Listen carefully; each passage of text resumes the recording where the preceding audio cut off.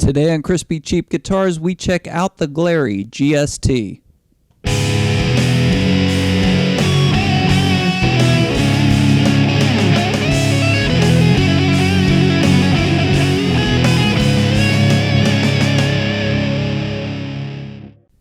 Glarry Guitars is not a major brand. It's not very well known in guitar circles. However, you see them popping up on online retailers such as Walmart.com, eBay, and Amazon.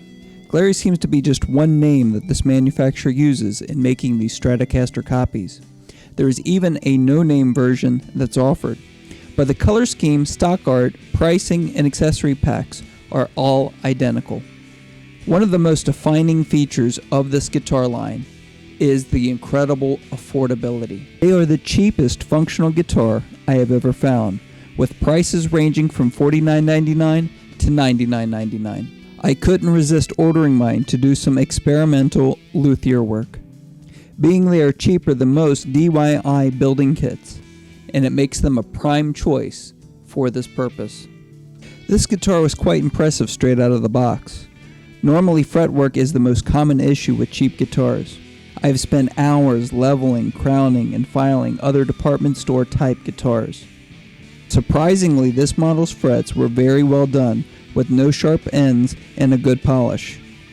The only fret issue I had was one high fret at the 16th, but it was a simple fix that only took about 15 minutes. I played it stock for a few hours, but got itchy fingers and started my modding. I have already swapped the pickguard with a $20 preloaded HSS Pearly one. One thing that will immediately grab your attention when you first pick up this guitar is its featherweight girth. I have no idea what type of wood they use to create these guitars, but it does have a nice wood grain under the finish. The body thickness of this guitar is comparable to my Squier Affinity Strat, which is a bit thinner than the standard Fender Stratocasters. The lightweight wood in the thinner body makes this guitar easy to sling for a long period of time. So here's the good. The guitar arrived in playable condition with only a small annoyance of a little fret buzz at the 16th fret. The tuners are completely functional. The nut, although light plastic, is well shaped and properly slotted.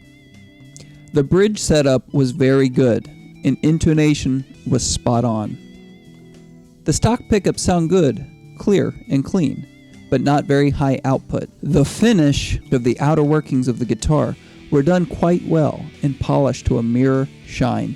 Full package came with these accessories: a gig bag, a cable, a pick, Allen wrench set, and a strap. You get everything except an amp at this extremely low price. Although quite minor, there are some not so good things about this guitar. My stock pickguard arrived missing a screw. One of the screws for the tremolo claw was installed at the incorrect angle and is visible inside the pickup cavity. The maple fingerboard is installed just like a rosewood fingerboard would be. And just like a rosewood board, they neglected to put any lacquer finish on the maple board. This makes it hold dirt and gray after only a few hours of playing. But let's check out some tones.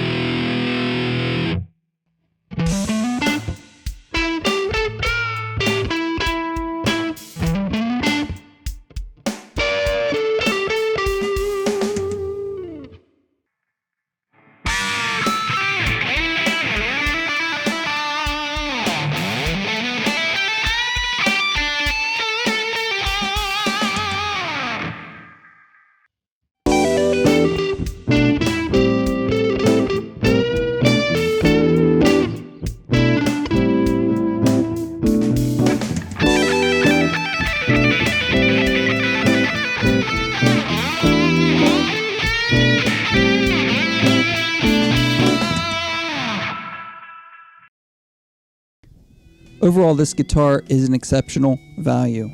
It is great fun to modify. The tone is a little on the thin side compared to my Squier Strats. This guitar may be good for a beginner, but you may need an experienced friend to help adjust and make a few minor tweaks, as a professional setup would cost as much as the guitar itself. I would recommend this guitar for DIY luthier practice. That was my main purpose in buying it. My plans will be to relic this guitar. I also plan on installing a flush mount Floyd Rose. After I've done all the mods that I have planned for this guitar, I will still be under $140 on this build, and if I make a mistake, I'll only be out a few dollars.